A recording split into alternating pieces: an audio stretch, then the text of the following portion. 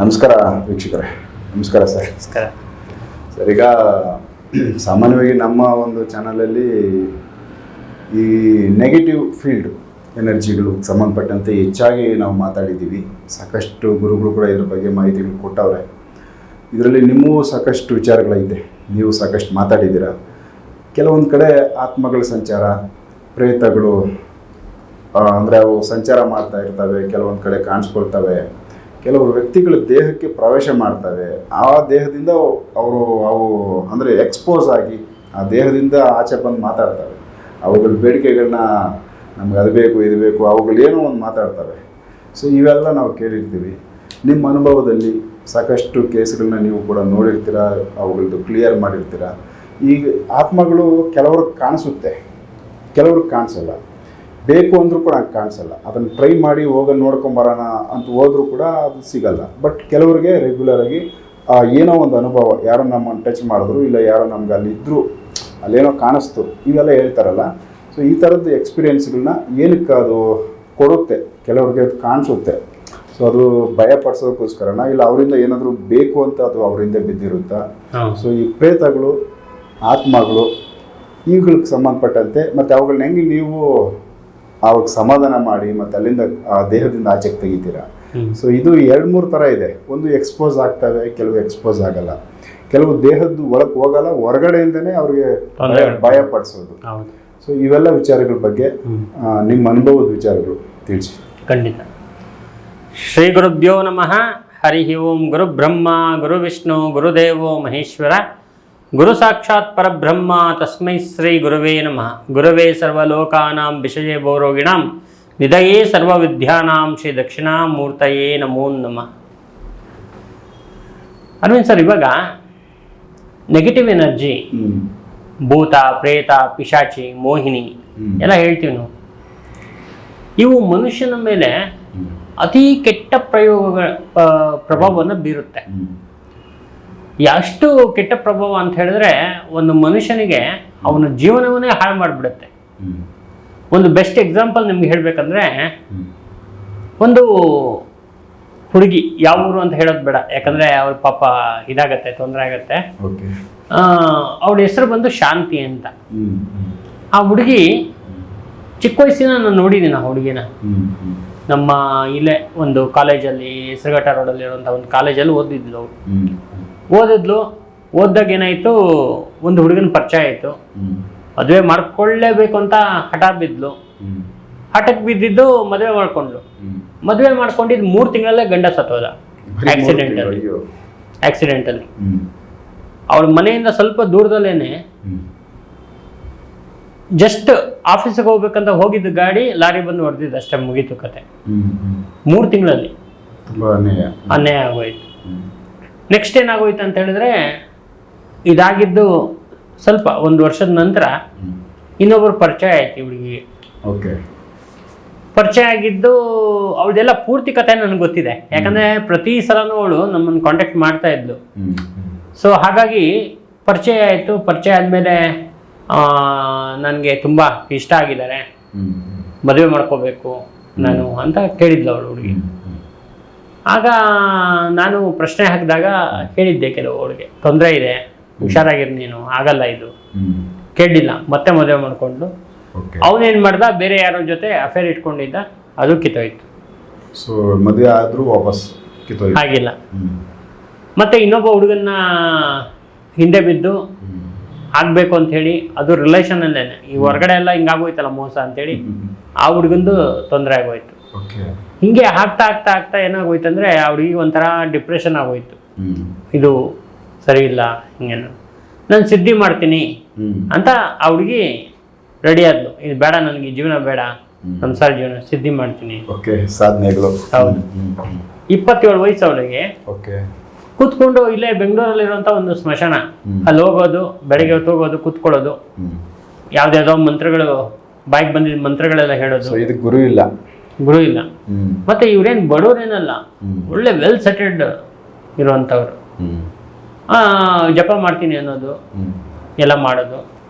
ಕೊನೆಗೆ ಏನಾಗೋಯ್ತು ಅಂತ ಹೇಳಿದ್ರೆ, ಒಂಥರ ಮನೇಲಿ ಇವಳ್ದು ಆರ್ಭಟ, ಇವಳು ಈ ಒಂಥರ ಈ ಕಿರ್ಚಾಡೋದು, ಮಾಡೋದು ಇವಳು ಫುಲ್ಲು ಇದೇ ವ್ಯಕ್ತಿತ್ವನೇ ಚೇಂಜ್ ಆಗೋಯ್ತು. ಓಕೆ. ಮತ್ತೆ ಇವರೆಲ್ಲ ಏನು ಮಾಡಿದ್ರು ಅಂತ ಹೇಳಿದ್ರೆ ಸ್ವಲ್ಪ ಇದನ್ನೆಲ್ಲ ಇದು ಮಾಡ್ಬೇಕಂತ ಹೇಳಿ ಕೆಲವು ಹಾಸ್ಪಿಟ್ಲ್ಗಳೆಲ್ಲ ತೋರಿಸಿ ಮಾಡಿಸಿ ಏನೋ ಒಂದು ಸ್ವಲ್ಪ ಪರವಾಗಿಲ್ಲ ಅನ್ನೋ ಮಟ್ಟದಲ್ಲಿದ್ದಾಗ ಒಬ್ಬ ಕಾರ್ ಗ್ಯಾರೇಜ್ ಮೆಕ್ಯಾನಿಕ್ನ ಮದುವೆ ಮಾಡಿದ್ರು. ಓಕೆ. ಮತ್ತೆ ಇನ್ನೊಂದಾಯ್ತು. ಮದುವೆ ಮಾಡಿದ 6 ತಿಂಗಳಲ್ಲಿ ಅವನು ಸತ್ತೋದ. ಇದೇನು ಬ್ಯಾಡ್ ಲಕ್ ಇವರು ಎಲ್ಲ. ನೋಡಿ ಹೆಂಗೆ ಇದು ಭಾರಿ ಡೇಂಜರ್ ಇರುವಂತಹದ್ದು ಒಂದು ಸಮಸ್ಯೆ ಇದು. ಇದು ಏನಾಗಿದೆ ಇದು ಅಂತ ನೋಡಕ್ ಹೋದ್ರೆ ಫಸ್ಟ್ ಸ್ಟಾರ್ಟಿಂಗಲ್ಲಿ ಆ ಹುಡುಗಿದು ಏನು ಆ ಹುಡುಗನ ಜೊತೆ ಮದುವೆ ಫಸ್ಟ್ ಹುಡುಗ ಮದುವೆ ಇತ್ತು. ಆ ಟೈಮಲ್ಲಿ ಏನು ಮಾಡಿದ್ರು ನನ್ನ ಹತ್ರ ಎಲ್ಲ ಕೇಳಕ್ಕೆ ಅಂತ ಬಂದಿದ್ರು ತಂದೆ ತಾಯಿ ಎಲ್ಲ. ನಾನು ಅವ್ರಿಗೆ ಹೇಳಿದ್ದೆ ನೋಡಿ ಈ ಹುಡುಗಿಗೆ ಮೋಹಿನಿ ಕಾಟ ಇದೆ, ಓಕೆ, ಮೋಹಿನಿ ಇದೆ, ಇವನ್ ಜೊತೆ ಯಾವ ಹುಡುಗರು ಸಂಸಾರ ಮಾಡಕ್ ಆಗಲ್ಲ, ಆಯ್ತಾ, ಇದಕ್ಕೆ ನೀವು ಕರೆಕ್ಟ್ ಆಗಿರುವಂತ ಒಂದು ಪರಿಹಾರನ ಮಾಡಿಸಿ ಆ ಹುಡುಗಿಗೆ ಸ್ವಲ್ಪ ನೋಡೋಣ, ಒಂದು ಒಳ್ಳೆ ಮದುವೆದು ಒಂದು ಕಂಕಣ ಬಲ ಎಲ್ಲ ಕೂಡ್ ಬರ್ಲಿ, ಆಮೇಲೆ ನೋಡ್ಕೊಳ್ಳಿ, ಇವಾಗ ಅರ್ಜೆಂಟ್ ಮಾಡ್ತಾಳೆ ಅಂತ ಮದುವೆ ಮಾಡಬೇಡಿ ಅಂತ ಹೇಳಿದಾಗ ಇದೇ ಮಾತನ್ನ ತಗೊಂಡೋಗಿ ಆ ಹುಡುಗಿಗೆ ಹೇಳಿದ್ದಾರೆ. ಆ ಹುಡುಗಿ ಅವ್ರು ಸರಿ ಇಲ್ಲ, ಅವ್ರು ಏನೇನೋ ರಾಂಗ್ ಆಗಿ ನನ್ನ ಮೇಲೆ ಹೇಳ್ತಾ ಇದಾರೆ, ಅವ್ರಿಗೆ ಹೆಂಗ್ ಗೊತ್ತಾಗ್ಬಿಡುತ್ತೆ ಮೋಹಿನಿ ಇದೆ ನನ್ನಲ್ಲಿ ಅಂತ, ನಾನೇನು ಭೂತ ತರ ಕಾಣಿಸ್ತೀನಿ, ಹಾಗೆ ಅವ್ರು ಮಿಸ್ಗೈಡ್ ಮಾಡಿ ಒಬ್ಬರು ಜ್ಯೋತಿಷ್ರ ಹತ್ರ ಹೋಗಿದ್ದಾರೆ. ಅವ್ರು ಏನ್ ಮಾಡಿದಾರೆ ಅಂದ್ರೆ ಹೌದು ಇದು ಸ್ವಲ್ಪ ಏನಿಲ್ಲ, ಅವಳು ತುಂಬಾ ಒಳ್ಳೆ ಹುಡುಗಿ, ಚೆನ್ನಾಗಿ ಮದುವೆ ಆಗತ್ತೆ, ಇವ್ರು ಇಬ್ಬರದು ಪರಿಹಾರಗಳನ್ನ ಮಾಡಿಸ್ಕೋಬೇಕು ಅಂತ ಹೇಳಿ 1-1.5 ಲಕ್ಷ ಕಿತ್ಕೊಂಡು ಅದು ಇದು ಹೋಮ ಪೂಜೆ ಗೀಜೆ ಎಲ್ಲ ಮಾಡಿಸಿ ಎಲ್ಲ ಆಯ್ತು. ಮಾಡಿಸಾದ್ಮೇಲೆ ಇಷ್ಟು ಕಥೆಗಳು ನಡೆದಿದೆ ಅವ್ರ ಜೀವನದಲ್ಲಿ. ಆಯ್ತಾ, ಇದಕ್ಕೆ ಮೂಲ ಕಾರಣ ಏನು ಅಂದ್ರೆ ಮೋಹಿನಿ ಕಾಟ. ಅದು ಏನಾಗುತ್ತೆ, ಗಂಡ ಸತ್ತಿದ್ದಾನೆ, ಆಯ್ತಾ, ಇವಳಿಗೆ ಇರಕ್ಕಾಗಲ್ಲ. ಆ ಮೋಹಿನಿ ಒಳಗಡೆ ಇರುವಂತ ಮೋಹಿನಿ ತುಂಬಾ ಅವಳನ್ನ ಅದು ಒಳ್ಳೆ ಕಡೆ ಕರ್ಕೊಂಡು ಹೋಗಲ್ಲ, ಯಾರು ಎಲ್ಲಿ ಕೆಟ್ಟ ಜನ ಇರ್ತಾರೆ ಅವ್ರ ಕಡೆಗೆ ಆಕರ್ಷಣೆ ಆಗೋದು, ಹಿಂಗಾಗೋಯ್ತು. ಸೊ ಹಾಗಾಗಿ ಆ ಮೋಹಿನಿ ಅಂತಕ್ಕಂಥವಳು ತುಂಬಾ ತರದಲ್ಲಿ ತೊಂದರೆಯನ್ನು ಕೊಡ್ತಾಳೆ. ಪ್ರೇತ, ಭೂತ, ಪಿಶಾಚಿ, ತದನಂತರ ಇರುವಂಥದ್ದು ಮೋಹಿನಿ, ಇದೊಂದಾಯ್ತು. ನೆಕ್ಸ್ಟ್ ಬಂದು ಏನಂದ್ರೆ ಒಂದು ಕುಟುಂಬದಲ್ಲಿ ಗಂಡ ಹೆಂಡತಿ, ಒಂದು 8 ವರ್ಷದ ಒಂದು ಹುಡುಗಿ ಮಗಳು. ಮನೆಯಲ್ಲಿ ಏನಾಗುತ್ತೆ, ಇದ್ದಕ್ಕಿದ್ದಂಗೆ ಟಿವಿಗಳು ಒಡೆದೋಗೋದು, ಟಿವಿ ಕನ್ನಡಿ ಒಡೆದೋಗೋದು, ಗ್ಲಾಸ್ ಎಲ್ಲಾ ಗ್ಲಾಸ್ಗಳು ಕನ್ನಡಿ, ನೀವು ಒಂದು ಕಪ್ಪು ಇಟ್ರೂ ಒಡೆದೋಗೋದು, ಆಯ್ತಾ, ಯಾರಿಗೂ ವಿಚಾರನೇ ಗೊತ್ತಿಲ್ಲ. 6 ತಿಂಗಳು ಕಂಟಿನ್ಯೂ ಇದಾಗ್ಬಿಡುತ್ತೆ, ಈ ತರ ಆಗುತ್ತೆ. ಗೋಡೆ ಗಡಿಯಾರದ ಗ್ಲಾಸ್ ಇದ್ರೂ ಒಡೆದೋಗ್ಬಿಡುತ್ತೆ, ಗ್ಲಾಸ್ ಏನು ಬಿಡ್ತಾ ಇಲ್ಲ, ಆಯ್ತಾ. ಇದು ಯಾರು ಮಾಡ್ತಾ ಇದ್ದಾರೆ, ಏನಾಗ್ತಾ ಇದೆ, ಕೆಲ್ಸದವ್ರ ಅನ್ನೋದೆಲ್ಲ ಅವ್ರಿಗೆ ಫುಲ್ ತಲೆ ಕೆಡ್ಸ್ಕೊಂಡ್ಬಿಟ್ರು. ಅವರು ಮನೆ ಕಾವಲು ಕೂಡ ಹೋಗೋದನ್ನ ತಂದಿಟ್ರು, ಆದ್ರೂ ಕೂಡ ಏನು ಪ್ರಯೋಜನ ಆಗಿಲ್ಲ. ಇದು ಹಿಂಗೆ ನಡೀತಾ ಇತ್ತು. ಕೊನೆಗೆ ಏನ್ ಮಾಡಿದ್ರು, ಅವರು ಮನೆಗೆ ಕ್ಯಾಮ್ರಾ ಹಾಕ್ಸಿದ್ರು. ಅದು ಹೆಂಗ್ ಹಾಕ್ಸಿದ್ರು ಅಂದ್ರೆ ಹೆಂಡತಿಗೂ ಗೊತ್ತಿಲ್ಲ, ಆತರ ಗಂಡ ಕ್ಯಾಮ್ರಾ ಹಾಕ್ಸ್ಬಿಟ್ಟ ಎಲ್ಲ ಕಡೆ. ಸ್ವಲ್ಪ ಮದ್ವೆಗೆ ಅಂತ ಕರ್ಕೊಂಡು ಹೋಗ್ಬಿಟ್ಟು, ಒಂದು ಫಂಕ್ಷನ್ಗೆ ಅಂತ ಕರ್ಕೊಂಡು ಹೋಗಿ ಅವ್ರಿಗೆಲ್ಲ ಹೇಳಿ ರಹಸ್ಯವಾಗಿ ಎಲ್ಲೆಲ್ಲಿ ಕ್ಯಾಮ್ರಾ ಫಿಟ್ ಮಾಡಬೇಕು ಎಲ್ಲ ಮಾಡಿ ರೆಡಿ ಮಾಡಿಬಿಟ್ಟು ಏನಾಗಿತ್ತು, ಒಂದು ದಿವಸ ಎಲ್ಲ ರೆಕಾರ್ಡಿಂಗ್ ಎಲ್ಲ ಮಾಮೂಲಿ ನಡೀತಾ ಇದೆ. ಒಂದು ಕ್ಯಾಮ್ರಾ ಹಾಕಿ 1 ತಿಂಗಳಾಗಿದೆ, ಒಂದು 2-3 ಐಟಮ್ ಇವ್ರ ಮನೇಲಿ ಹೊಡೆದೋಗಿದೆ. 2-3 ಐಟಮಲ್ಲಿ ಒಂದು ಐಟಮ್ ತುಂಬಾ ದೊಡ್ಡದು, 1.5 ಲಕ್ಷದ ಒಂದು ಸೋನಿ ಟಿವಿ, ಆಯ್ತಾ, ಹೊಡೆದೋಗಿದೆ, ಎಲ್ಲ ಆಗಿದೆ. ಇವನು ಹೋಗ್ಬಿಟ್ಟು ಕ್ಯಾಮ್ರಾನ ಚೆಕ್ ಮಾಡಿ ಎಲ್ಲ ನೋಡ್ತಾನೆ, ಫುಲ್ ಶಾಕ್ ಆಗ್ಬಿಟ್ಟ ಇವನು. ಯಾಕೆ ಶಾಕ್ ಆದಂದ್ರೆ, ಈ ಮಗಳಿದಾಳಲ್ಲ 8 ವರ್ಷದ ಮಗಳು, ಇವಳು ಕಲ್ಲನ್ನು ತಗೊಂಡ್ಬಂದು ಹೊಡಿತಾ ಇದ್ದಾಳೆ ಎಲ್ಲ ಕಡೆನು. ಮಗಳು ಹೊಡಿತಾ ಇದ್ದಾಳೆ. ಅವಳು ಕಣ್ಣು, ಆ ಮುಖ, ಆ ಇದು ನಿಂತಿರೋ ಭಂಗಿ ಎಲ್ಲ ನೋಡಿದ್ರೆ ಹಂಗೆ ಶಾಕ್ ಆಗ್ಬಿಡ್ಬೇಕು ಆತರ. ಆಮೇಲೆ ವಿಚಿತ್ರವಾಗಿ ಮಾಡ್ತಾಳೆ. ಅವಳು ಇಟ್ಕೊಂಡು ಆಟ ಆಡ್ತಾ ಇರ್ತಕ್ಕಂಥ ವಸ್ತುಗಳನ್ನೆಲ್ಲ ತಿರ್ಗಾ ಮುರ್ಗಾ ಮಾಡೋದು, ಏನೇನೋ ವಿಚಿತ್ರವಾಗಿ ಇದರಲ್ಲೆಲ್ಲ ಬರೆಯೋದು, ಈ ತರದ್ದೆಲ್ಲ. ಪ್ರಜ್ಞೆನೇ ಇರಲ್ಲ, ನಾರ್ಮಲ್ ಆಗಿ ಇರ್ತಾಳೆ. ಒಂದು ಟೈಮಲ್ಲಿ ಅವಳಿಗೆ ಏನಾಗುತ್ತೆ ಅಂತಾನೆ ಗೊತ್ತಿಲ್ಲ. ಆ ತರ ಒಂದು ಕೇಸು, ವಿಚಿತ್ರವಾದ ಕೇಸು. ಆಮೇಲೆ ಅವ್ರ ತಂದೆ ಏನ್ ಮಾಡಿದ್ರು, ಹೆಂಡತಿಗೂ ಹೇಳಿಲ್ಲ, ನಾನು ನೋಡ್ತೀನಿ ಇರು ಅಂತ ಹೇಳಿ, ಯಾರ್ದೋ ಮುಖಾಂತರ ಗೊತ್ತಾಗಿದೆ ಅವ್ರಿಗೆ, ಯಕ್ಷಿಣಿ ಆರಾಧಕರೊಬ್ರು ಇದ್ದಾರೆ, ಅವ್ರನ್ನ ನೀನು ಕಾಂಟ್ಯಾಕ್ಟ್ ಮಾಡಿದ್ರೆ ನಿಂಗೆ ಒಂದು ಸ್ವಲ್ಪ ಅನುಕೂಲ ಆಗುತ್ತೆ ಅಂತ ಹೇಳಿ. ಸರಿ ಆಯ್ತು. ಅವರು ಏನ್ ಮಾಡಿದ್ರು ಅಂದ್ರೆ ಬಂದ್ರು ನನ್ನ ಹತ್ರ. ಬಂದಾಗ ಎಲ್ಲ ಪ್ರಶ್ನೆ ಹಾಕಿ ಅವರೇ ಹೇಳಿದ್ರು, ನನ್ನ ಮಗಳಿಗೆ ಈ ತರ ಆಗ್ತಾ ಇದೆ, ನಾನು ಕ್ಯಾಮ್ರಾ ಎಲ್ಲ ಚೆಕ್ ಮಾಡಿದೆ, ಒಂದು ಕ್ಲಿಪ್ ಕೂಡ ತಗೊಂಡ್ಬಂದ್ರು, ಮಗಳು ಫೋಟೋನು ಇಟ್ಕೊಂಡು ಇಲ್ಲೆಲ್ಲ ನಾವು ಪ್ರಶ್ನೆ ಹಾಕಿ ನೋಡಿದ್ವಿ. ಪ್ರಶ್ನೆ ಹಾಕಿದ್ರೆ ಅದರಲ್ಲಿ ಇವಳಿಗೆ ತುಂಬಾ ದೊಡ್ಡ ಒಂದು ಪ್ರೇತ ಆಹ್ವಾನ ಆಗಿದೆ. ಆ ಪ್ರೇತ ಬಂದು ಇವಳು ಇರೋ ಅಂತ ಜಾಗದಲ್ಲೇ ಇದೆ, ಅಂದ್ರೆ ಆ ಮನೇಲೆ ಭೂಮಿ ಒಳಗಡೆನೆ ಇದೆ ಪ್ರೇತ. ಆ ಪ್ರೇತ ಇರುವಂತ ಭೂಮಿನ ತಗೊಂಡು ಇವರು ಮನೆ ಕಟ್ಸಿ, ಇದು ಮನೆ ಕಟ್ಟೋಕು ಬಿಫೋರ್ ಅಲ್ಲಿ ಇದೆ ಆ ಪ್ರೇತ ಇದೆ. ಅದು ಇವಳು ಒಳಗಡೆ ಸೇರ್ಕೊಂಡು ಇಷ್ಟೆಲ್ಲ ಆಟ ಆಡ್ತಾ ಇರೋದು. ಮಗಳಿಗೆ ಅದು ತೊಂದರೆ ಕೊಡ್ತಾ. ಹೌದು. ಉತ್ತರ ಕನ್ನಡದಲ್ಲಿ ಈ ಒಂದು ಘಟನೆ ಆಗಿರೋದು. ಆಮೇಲೆ ನಾನೇನ್ ಮಾಡಿದೆ, ಎಲ್ಲ ಸ್ವಲ್ಪ ಕೆಲವು ನನ್ನ ಐಟಮ್ಸ್ ಎಲ್ಲ ಇದೆ, ಕೆಲವು ಗಿಡಮೂಲಿಕೆಗಳು ಇವೆಲ್ಲ ತಗೊಂಡು ಅವ್ರ ಜೊತೆನೆ ಕಾರಲ್ಲಿ ನಾವು ಪ್ರಯಾಣ ಮಾಡಿದ್ವಿ. ಅಲ್ಲಿಗೆ ಹೋಗ್ಬಿಟ್ಟು ಮನೆಗೆಲ್ಲ ಸ್ವಲ್ಪ ಅಷ್ಟದಿಗ್ಬಂಧ ಎಲ್ಲ ಹಾಕಿ ಎಲ್ಲ ರೆಡಿ ಮಾಡಿಕೊಂಡು ಇವಳಿಗೆಲ್ಲ ಸ್ವಲ್ಪ ಸ್ನಾನ ಎಲ್ಲ ಮಾಡಿಸಿ ನೀಟಾಗಿ ಕೆಲವು ಐಟಮ್ಗಳು ಯಾವುದು ಗೋಮೂತ್ರ, ಅರಿಶಿನ, ಆಮೇಲೆ ತುಳಸಿ ಆಯ್ತಾ, ಆಮೇಲೆ ಬಿಡಿ ಸಾಸಿವೆ ಇವೆಲ್ಲ ಒಂದು ಚಂಬಲ್ ಹಾಕಿ, ಹಾಲು ಎಲ್ಲ ಒಂದು 8 ಐಟಮ್ ಹಾಕಿ ಅದರಿಂದ ಇವಳಿಗೆ ಶುದ್ಧವಾಗಿ ಸ್ನಾನ ಮಾಡಿಸಿ ಒಂದು ಮಂಡಲ ಹಾಕಿ ಮಂಡಲ ಮಧ್ಯದಲ್ಲಿ ಕೂಡಿಸಿ ಆಯ್ತಾ, ವಿಶೇಷವಾಗಿರ್ತಕ್ಕಂಥ ಗುಂಟೂರು ಮೆಣಸಿನ್ಕಾಯಿ, ಖಾರ ಮೆಣಸಿನ್ಕಾಯಿಂದೆಲ್ಲ ಹೋಮ ಮಾಡಿ ಗೊಂಬೆ ಪ್ರಯೋಗ ಎಲ್ಲ ಮಾಡಿ ಅದೆಲ್ಲ ಎನರ್ಜಿ ತೆಗೆದು ಅದೇ ಭೂಮಿಯಲ್ಲಿಟ್ಟು ಅದನ್ನ ಕರೆಕ್ಟಾಗಿ ಅಷ್ಟದಿಗ್ಬಂಧ ಮಾಡಿ ರೆಡಿ ಮಾಡಿದ್ವಿ ಅದೇ ಜಾಗಕ್ಕೆ. ಹೌದು. ನೋಡಿ ಇದು ಹೆಂಗ್ ಆಗತ್ತೆ ಇದು ಪ್ರೇತದ. ಇವಾಗ ಇವಳಿಗೆ ಫಸ್ಟ್ ಅವಳಿಗೆ ಮೋಹಿನಿ ಕಾಟ, ಅವಳಿಗೆ ಬಂದು ಸೇರ್ಕೊಂಡು ಇಷ್ಟೆಲ್ಲ ಜೀವನ ಹಾಳು ಮಾಡ್ತು. ಇವ್ರಿಗೆ ನೋಡಿದ್ರೆ ಈ ತರ ಏನಾಗ್ಬಿಡುತ್ತಂದ್ರೆ ಇವರು ಕರೆಕ್ಟ್ ಟೈಮಿಗೆ ಅದನ್ನ ಅಬ್ಸರ್ವ್ ಮಾಡ್ಕೊಳ್ದೇ ಇದ್ರೆ ತೊಂದರೆಗಳು ಬಿಡು ಅಂತೇಳಿ ಅದಕ್ಕೆ ಬೇರೆ ಬೇರೆ ಮೆಡಿಕಲ್ ಆಗ್ಲಿ ಅಥವಾ ಬೇರೆ ಬೇರೆ ತರ ರೆಮಿಡಿಗಳನ್ನ ಹುಡುಕ್ತಾ ಇದ್ರೆ ಕೊನೆಗೆ ಅದನ್ನ ಕ್ಲಿಯರ್ ಮಾಡಕ್ಕೆ ಆಗಲ್ಲ. ಸುಮ್ಮನೆ ದುಡ್ಡು ದೊಡ್ಡದಾಗುತ್ತೆ, ಬರೀ ದುಡ್ಡು ಖರ್ಚು ಮಾಡ್ಬೇಕಷ್ಟೇ, ಪರಿಹಾರ ಅಂತೂ ಸಿಗಲ್ಲ. ಆ ಥರ ಆಗ್ಬಿಡುತ್ತೆ. ಸೊ ಎಫೆಕ್ಟ್ಗಳನ್ನ ಮಾತ್ರ ಅದು ಇನ್ನೂ ಹೋಗ್ತಾ ಹೋಗ್ತಾ ಹೋಗ್ತಾ ಒಂದು ಸ್ವಲ್ಪ ಹೆಚ್ಚಾಗಿನ ಕುಟುಂಬಕ್ಕೆ ಡ್ಯಾಮೇಜ್ ಮಾಡ್ತದೆ. ಡ್ಯಾಮೇಜ್ ಮಾಡಿಬಿಡುತ್ತೆ. ಸೊ ಈಗ ಒಂದು ಆ ಜಾಗದಲ್ಲಿ ನೀವು ಹೇಳಿದ ಜಾಗದಲ್ಲಿ ಸೊ ಅದು ಎಷ್ಟೋ ಮನೆ ಕಟ್ಟಕ್ಕೂ ಬಿಫೋರ್ ಅಲ್ಲಿತ್ತು ಅಂದಾಗ ಇವರಲ್ಲಿ ಬಂದು ಮನೆ ಕಟ್ಕೊಂಡಿರೋ ಆ ದ್ವೇಷಕ್ಕೆ ಏನಾನ ಇವ್ರನ್ನ ಓಡಿಸ್ಬೇಕು ಅಂತ ಏನಾನ ಮಾಡ್ತಿತ್ತಾ, ಇಲ್ಲ ಇವ್ರಿಗೆ ಅದಕ್ಕೆ ಏನಾದರೂ ಪರ್ಸನಲ್ ಏನು ಎಫೆಕ್ಟ್ ಯಾಕೆ? ಸರ್ ಆ ಜಾಗ ಏನಾಗುತ್ತೆ ಗೊತ್ತಾ, ನೋಡಿ ಕೆಲವು ಜಾಗದಲ್ಲಿ ಏನಾಗ್ಬಿಡುತ್ತೆ ಅಂತ ಹೇಳಿದ್ರೆ, ಈಗ ಒಬ್ರು ಜಾಗ ಇರುತ್ತೆ ಅನ್ಯಾಯವಾಗಿ ಅವರು ಹೊಡೆದೋ ಮಾಡೋ ಬಡ್ದೋ ಏನೋ ಒಂದು ಕಿತ್ಕೊಂಡಿರ್ತಾರೆ ಈ ಬಿಲ್ಡರ್ಗಳು, ಅವರು ಇವರು ತಗೊಂಡು ಅದು ಇನ್ನೊಬ್ರಿಗೆ ಮಾರಿರ್ತಾರೆ. ಆ ವಿಚಾರ ಇವ್ರಿಗೆ ಗೊತ್ತಿರಲ್ಲ, ಪಾಪ ತಗೊಂಡವ್ರಿಗೆ ಗೊತ್ತಿರಲ್ಲ. ಆ ತಗೊಂಡವ್ರು ಸೂಸೈಡ್ ಮಾಡ್ಕೊಳ್ಳೋದು, ಕೊಟ್ಟವರು ಸೂಸೈಡ್ ಮಾಡ್ಕೊಳ್ಳೋದು, ಅಥವಾ ಅಲ್ಲಿ ಕೆಲವು ನೆಗೆಟಿವ್ನ ಇಟ್ಬಿಟ್ಟು ಇವರೆಲ್ಲ ಹಾಳಾಗೋಗ್ಲಿ, ಬಂದವರೆಲ್ಲ ಹಾಳಾಗೋಗ್ಲಿ ಅಂತ ನೆಗೆಟಿವ್ ಇಟ್ಬಿಡೋದು, ಈ ಥರದ್ದೆಲ್ಲ ಇರುತ್ತೆ. ಅದಕ್ಕೆ ಭೂಮಿ ಫಸ್ಟ್ ಚೆಕ್ ಮಾಡಬೇಕು ಅಂತ ಅದಕ್ಕೆ ಹೇಳೋದು. ಅದನ್ನೆಲ್ಲ ಮಾಡಿದಾಗ ಮಾತ್ರ ನಮಗೆ ಅದು ಗೊತ್ತಾಗುತ್ತೆ. ಅದು ಪ್ರೇತ ಭೂಮಿ ಎನ್ಸ್ಕೊಳುತ್ತೆ. ಇವಾಗ ನೀವು ಯಾವುದೋ ಒಂದು ಖಾಲಿ ಸೈಟ್ ಇರುತ್ತೆ ಅನ್ಕೊಳ್ಳಿ, ಆಯ್ತಾ, ತಗೊಂಡು ಸುಮಾರು ವರ್ಷ ಆಗಿರುತ್ತೆ. ಅಲ್ಲಿ ಇವಾಗ ಏನ್ ಮಾಡ್ತಾರೆ, ಕೆಲವರು ಮಾಂತ್ರಿಕರು ಮಾಡ್ಸಿರುವಂತ ಲಿಂಬೆಹಣ್ಣು, ಕುಡಿಕೆ, ಅದು ಇದು ಎಲ್ಲ ತಗೊಂಡೋಗಿ ಹಾಕಿ ಒಂದ್ ಕಡೆ ಖಾಲಿ ಜಾಗಕ್ಕೆ ಹಾಕಿ ಅಂತಾರೆ. ಆ ಜಾಗದಲ್ಲಿ ಅದೆಲ್ಲ ಹಾಕಿದಾಗ ಅಲ್ಲಿ ಈ ಸತ್ತಂತ ಆತ್ಮಗಳು, ಪ್ರೇತಗಳು ಎಲ್ಲ ಬಂದು ಸೇರ್ಕೊಳತ್ತೆ. ಇವನ್ ಏನ್ ಮಾಡ್ತಾನೆ, ಬರ್ತಾನೆ ಎಲ್ಲ ಕ್ಲೀನ್ ಮಾಡಿಸಿ ಬಿಸಾಕ್ತಾನೆ, ತಗೋ ಪಾಯ ಹಾಕೋದು, ಮನೆ ಕಟ್ಸೋದು 4 ಫ್ಲೋರ್, ಆಮೇಲೆ ಸ್ಟಾರ್ಟ್ ಆಗುತ್ತೆ ಪ್ರಾಬ್ಲಮ್. ಆ ಎನರ್ಜಿ ಇರುತ್ತಲ್ಲ ಭೂಮಿಲಿ, ಅದು ಶುರು ಆಗುತ್ತೆ. ಈಗ ಮನೆ ಕಟ್ಟಕ್ಕೆ ಬಿಫೋರು ನೀವು ಒಂದು ಸಜೆಷನ್ ಕೊಡೋದಾದ್ರೆ ಆ ಥರದ್ದೊಂದು ಯಾವುದೋ ಒಂದು ಸೈಟಲ್ಲಿ ಯಾವ ಥರದೊಂದು ಶಾಂತಿ ಪೂಜೆ ಮಾಡಿ ಕಟ್ಟಬೇಕು ಸರ್? ಅಲ್ಲಿ ಏನಾಗುತ್ತಂದ್ರೆ ನೋಡಿ, 8 ದಿಕ್ಕುಗಳಿಗೆ ಅಷ್ಟದಿಗ್ಬಂಧನ ಅಂತ ಇದೆ.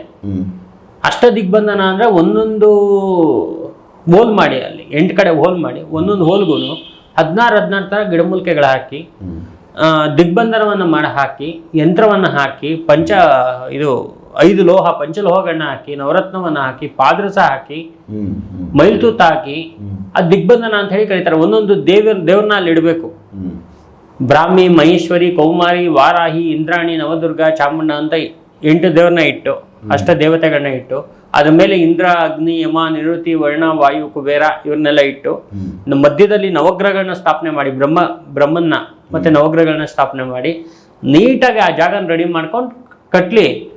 ಅಲ್ಲಿ ಬರೀ ಅಲ್ಲಿರುವಂತ ಜಾಗದಲ್ಲಿ ಇರುವಂತದ್ದು ಹೋಗೋದೇ ಅಲ್ಲ, ಆ ಮನೆಗೆ ಯಾವ್ದಾದ್ರು ಮತ್ತೆ ಬಂದು ಪ್ರವೇಶ ಮಾಡುತ್ತೆ ಅಥವಾ ಯಾರೋ ಮಾಡ್ಸಿದ್ರೆ ಅಂದ್ರೆ ಇಮಿಡಿಯೇಟ್ ಆಗಿ ರಿವರ್ಸ್ ಹೊಡೆಯುತ್ತೆ. ಅದಕ್ಕೆ ಅಷ್ಟದಿಗ್ಬಂಧನ ಅಂತ ಹೇಳಿ ಕರೆಯೋದು. ಸೊ ಅದು ಪರ್ಮನೆಂಟ್ ಆಗಿರುತ್ತೆ, ಪ್ರೊಡಕ್ಷನ್ ಪರ್ಮನೆಂಟ್ ಆಗಬೇಕು ಅಂದ್ರೆ ಅದೇ ತರ ಮಾಡ್ಕೋಬೇಕಾಗತ್ತೆ. ಸೊ ಹಾಗಾಗಿ ಇದು ತುಂಬಾ ಇಂಪಾರ್ಟೆಂಟ್ ಆಗಿರ್ತಕ್ಕಂಥ ಮನುಷ್ಯನಿಗೆ. ಈಗ ಎಷ್ಟೋ ಕೋಟಿಗಟ್ಟಲೆ ಹಾಕಿ ಮನೆಯೆಲ್ಲ ಕಟ್ತಾರೆ, ಒಂದ್ ಸಣ್ಣದು ಇದೊಂದು ಮಾಡ್ಕೊಂಡಿಲ್ಲ ಅಂದ್ರೆ ನೋಡಿ, ಆ ಹುಡುಗಿದು ಬೆಸ್ಟ್ ಎಕ್ಸಾಂಪಲ್. ಆ ತರ ಒಂದು ಕಷ್ಟವನ್ನ ಅನುಭವಿಸ್ಬೇಕಾಗತ್ತೆ. ಮತ್ತೆ ಕೆಲವು ಏನಾಗ್ಬಿಡುತ್ತೆ ಅಂದ್ರೆ, ಕೆಲವು ಜಾಗದಲ್ಲಿ ತೊಂದರೆಗಳಿರುತ್ತೆ. ಆ ತೊಂದರೆಗಳಿರುವಂತಹ ಜಾಗದಲ್ಲಿ ಹೆಣ್ಮಕ್ಳನ್ನ ಕರ್ಕೊಂಡು ಹೋಗೋದು, ಅಲ್ಲಿ ಜಾಗಕ್ಕೆ ಸುಮ್ಮನೆ ಹಿಂಗೆ ಏನೋ ಒಂದು ಕಾರಣ XYZ ಏನಾದ್ರು ಇರ್ಬೋದು, ಅಲ್ಲಿ ಕರ್ಕೊಂಡು ಹೋಗೋದು ಮಾಡಿದಾಗ ಅದು ಈ ಇರೋವಂಥ ಪ್ರೇತಗಳೆಲ್ಲ ಹೆಣ್ಮಕ್ಳಲ್ಲಿ ಸೇರ್ಕೊಳ್ಳೋದು ಅಥವಾ ಮಕ್ಕಳ ಮೇಲೆ ಚಿಕ್ಕ ಚಿಕ್ಕ ಮಕ್ಕಳ ಮೇಲೆ ಸೇರ್ಕೊಳ್ಳೋದು ಎಲ್ಲ ಮಾಡಿ ತುಂಬಾ ತರ ತೊಂದರೆಗಳು ಕೊಡ್ತಾರೆ. ಅದಕ್ಕೆ ನಮ್ದು ಸಜೆಷನ್ ಏನು ಅಂದ್ರೆ, ಈ ತರ ಏನಾದ್ರು ಇದ್ದಾಗ ಅದಕ್ಕೆ ಪ್ರೇತ ಬಂಧನ ಅಂತ ಹೇಳಿ ಒಂದು ಪ್ರಯೋಗ ಇದೆ. ಪ್ರೇತ ಉಚ್ಚಾಟನ, ಪ್ರೇತ ಬಂಧನ, ಪ್ರೇತಾಕರ್ಷಣ ಅನ್ನುವಂಥ ಕೆಲವು ಪ್ರಯೋಗಗಳಿದೆ. ಅದು ತಾಂತ್ರಿಕ ಪ್ರಯೋಗದಲ್ಲಿ ಬರುತ್ತೆ. ಅಷ್ಟಾವಿಧ ಪ್ರಯೋಗಗಳಲ್ಲಿ ಈ ಪ್ರಯೋಗನೂ ಒಂದು. ಈ ಪ್ರಯೋಗಗಳನ್ನ ಮಾಡ್ಕೊಂಡಾಗ ಈ ಒಂದು ಇದು ಕ್ಲಿಯರ್ ಆಗತ್ತೆ. ಸೊ ಈ ಮೈ ಮೇಲೆ ಇರೋದನ್ನ ದೇಹದಿಂದ ಆಚೆ ಇಳಿಸೋದು. ಸೊ ಒಂದು ನಿಂಬೆಹಣ್ಣು ಇಳಿಸ್ತಾರೆ, ಇಲ್ಲ ಕೋಳಿ ಮಟ್ಟೆಗೆ, ತೆಂಗಿನಕಾಯಿಗೆ, ಯಾವುದೋ ಒಂದು ವಸ್ತು ಇಳಿಸ್ತಾರೆ, ಶಿಫ್ಟ್ ಮಾಡೋದು ಅಂತ. ಸೊ ಇದು ಯಾವ ತರ ಸರ್ ಇದು ಶಿಫ್ಟ್ ಮಾಡೋದು ಅಂದ್ರೆ ಏನಾಗುತ್ತೆ ನೋಡಿ, ಕೆಲವು ಪ್ರೇತಗಳು ಬಿಟ್ಟು ಹೋಗಕ್ಕೆ ರೆಡಿ ಇಲ್ಲ. ಬಿಟ್ಟು ಹೋಗಕ್ಕೆ ರೆಡಿ ಇಲ್ಲ. ಆ ಬಿಟ್ಟು ಹೋಗ್ಬೇಕು ಅಂತ ಹೇಳಿದ್ರೆ ಮಾಂತ್ರಿಕದಲ್ಲಿ ನಾವು ಎಷ್ಟೇ ಅದನ್ನ ತೆಗಿಯಕ್ಕೆ ಟ್ರೈ ಮಾಡಿದ್ರು ಆಚೆ ತಗೊಂಡ್ಬರ್ಬೋದು. ಎಲ್ಲಿ ಇಡ್ತೀರಾ ಅದನ್ನ ತಗೊಂಡೋಗಿ? ಇಡಕ್ಕೊಂದು ಜಾಗ ಬೇಕಲ್ಲ. ಅದಕ್ಕೆ ಏನ್ ಮಾಡ್ತಾರೆ ಅಂದ್ರೆ ಕೋಳಿಯಲ್ಲಿ ಶಿಫ್ಟ್ ಮಾಡೋದು, ಕುರಿಯಲ್ಲಿ ಶಿಫ್ಟ್ ಮಾಡೋದು, ಅಥವಾ ಕೆಲವು ಮೀನುಗಳಲ್ಲಿ ಕೆಲವು ಜಾತಿಗಳಿದೆ ಅದಕ್ಕೆ ಶಿಫ್ಟ್ ಮಾಡಿಸೋದು. ಈ ತರ ಶಿಫ್ಟಿಂಗ್ ಒಂದು ತಂತ್ರ ಇದೆ, ಶಿಫ್ಟ್ ಮಾಡೋದು ಅಂತ. ಆ ತರ ಶಿಫ್ಟ್ ಮಾಡಿದಾಗ ಇವ್ರ ಎನರ್ಜಿ ಪೂರ್ತಿ ಅದಕ್ಕೆ ಹೋಗ್ಬಿಡುತ್ತೆ. ಸೊ ಆತ್ಮ ಅಲ್ಲಿ ಒಳಗಡೆ ದೇಹದಲ್ಲಿರೋ ಆತ್ಮ ಅಲ್ಲಿ ಬರುತ್ತೆ. ಬಂದಾಗ ಅದನ್ನ ಎಳೆಯಕ್ಕೆ ಲಿಂಬೆಹಣ್ಣು ಬೇಕಾಗತ್ತೆ ನಮ್ಗೆ. ಅದನ್ನ ಶಿಫ್ಟಿಂಗ್ ಟೈಮಲ್ಲಿ ನಮ್ಗೆ ಲಿಂಬೆಹಣ್ಣು ಬೇಕಾಗತ್ತೆ. ಆದ್ರೆ ಅದನ್ನ ಆ ಶಿಫ್ಟಿಂಗ್ ತೆಗೆದ ಮೇಲೆ ಅದನ್ನ ಹಾಕ್ಬೇಕು ಅಂದ್ರೆ ಏನಾದ್ರು ಒಂದು ಈ ತರ ಬೇಕಾಗತ್ತೆ ವಸ್ತು, ಒಂದು ಸಾಕು ಪ್ರಾಣಿಗಳು ಬೇಕಾಗತ್ತೆ. ಏನಾದ್ರು ನಾಯಿ ಆಗಲ್ಲ ಹಂಗನ್ಬಿಟ್ಟು. ಅದೇ ಮೀನು, ಕೋಳಿ, ಕುರಿ ಇದರದೆಲ್ಲ ಬಲಿ ಸಂಬಂಧಪಟ್ಟಿರ್ತಕ್ಕಂಥ ಕೆಲವು ಆಲದ ಮರಕ್ಕೆ ತಗೊಂಡೋಗಿ ಮಳೆ ಹೊಡಿತಾರೆ, ಕೂದಲು ಕಟ್ತಾರೆ, ಇವೆಲ್ಲ ಐತಲ್ಲ, ಇದು ಯಾವ ತರ ಸರ್? ಮತ್ತೆ ಇದು ನೋಡಿ, ಇದೇನಾಗತ್ತೆ ಅಂತ ಹೇಳಿದ್ರೆ ಯಂತ್ರದಲ್ಲಿ ಬಂಧನ ಮಾಡಿ, ಪ್ರೇತ ಬಂಧನವನ್ನ ಮಾಡಿ ತಗೊಂಡೋಗಿ ಆಲದ ಮರಕ್ಕೆ ಹೊಡೆದ್ ಬಿಡೋದು. ಆ ಆಲದ ಮರನ ಯಾರು ಮುಟ್ಟಂಗಿಲ್ಲ, ಆ ಕಡೆ ಹೋಗಂಗಿಲ್ಲ, ಈ ತರ ಎಲ್ಲ ಇರುತ್ತೆ, ಪ್ರೊಸೀಜರ್ ಇರುತ್ತೆ. ನಾನು ಅದೇ ಹೇಳಿದ್ನಲ್ಲ, ಈ ತರ ಜಾಗಗಳಲ್ಲೇ ಹೋಗಿ ಹೆಣ್ಮಕ್ಳು ಸುಮ್ಮನೆ ಕೂತಿರೋದು, ಮಾಡೋದು, ಪೂಜೆ ಮಾಡೋದು, ಹೋಗೋದು, ಮುಟ್ಟೋದು, ಗಿಟ್ಟೋದು ಮಾಡಿದಾಗ ಅದು ಅವ್ರಿಗೆ ಶಿಫ್ಟ್ ಆಗತ್ತೆ. ಅದು ಪ್ರೇತ ಬಂಧನ. ಅದು ಪ್ರೇತ ಬಂಧನ ಪ್ರಯೋಗದಲ್ಲಿ ಮರಕ್ಕೆ ಹೊಡಿ ಮರದಲ್ಲಿ ಆ ಎನರ್ಜಿ ಬಿಡುವಂತದ್ದು ಇರುತ್ತೆ. ಕೆಲವೊಂದ್ಸರಿ ಈಗ ಯಾರೋ ಸಂಜೆ ಆಯ್ತು ಅಂದ್ರೆ ಇಲ್ಲಿ ಕಿರ್ಚ್ತಾರೆ, ಕೂಗ್ತಾರೆ, ಈ ಸೌಂಡ್ಗಳು ಕೇಳಿಸ್ತಾವಂತಾರಲ್ಲ, ಯಾವ್ದೋ ಪಾಳ್ಮನೆಯಿಂದನೋ ಇಲ್ಲ ಯಾವ್ದೋ ಒಂದು ನಿರ್ಜನ ಜಾಗಗಳಿಂದ ಗೆಜ್ಜೆ ಶಬ್ದ ಬರೋದು, ಪಾತ್ರೆಗಳು ಎತ್ತಾಕ್ದಂಗ್ ಶಬ್ದ ಬರೋದು, ಇವೆಲ್ಲಾನು ಶಬ್ದಗಳು ಕೇಳಿಸ್ತಾವ. ಹೌದು. ಈ ಶಬ್ದಗಳನ್ನ ಮಾಡಕ್ ಹೆಂಗ್ ಸಾಧ್ಯ ಆತ್ಮಗಳು? ಆತ್ಮಗಳಿಗೆ ನೋಡಿ, ಆತ್ಮಗಳಿಗೆ ದೇಹ ಇಲ್ಲದೆ ಇರ್ಬೋದು, ಶಕ್ತಿ, ಎನರ್ಜಿ ಇದೆ. ಆ ಎನರ್ಜಿಯಿಂದ ಅವ್ರು ಏನ್ ಮಾಡ್ತಾರೆ ಅಂತ ಹೇಳಿದ್ರೆ ಅದನ್ನ ಆತರ ಒಂದು ಶಕ್ತಿಯಿಂದ ಆತರ ಒಂದು ತೊಂದರೆಗಳನ್ನ ಮಾಡ್ತಾರೆ. ಮತ್ತೆ ಕೆಲವು ಪ್ರಾಣಿಗಳಿಂದ ಮಾಡಿಸೋವಂಥದ್ದು ಇದೆ. ಈಗ ಒಂದು ಕೋಳಿ ಸಾಕ್ತಾ ಇರ್ತಾರೆ, ಒಂದು 4-5 ಕೋಳಿ ಸಾಕ್ತಾ ಇರ್ತಾರೆ ಒಬ್ರು. ಏನಾಗತ್ತಂದ್ರೆ ಇವ್ರ ಮನೆಯಲ್ಲಿ ಇರೋಂಥ ಕೋಳಿ ಪಕ್ಕದ ಮನೆಗೆ ಹೋಗ್ಬಿಡುತ್ತೆ.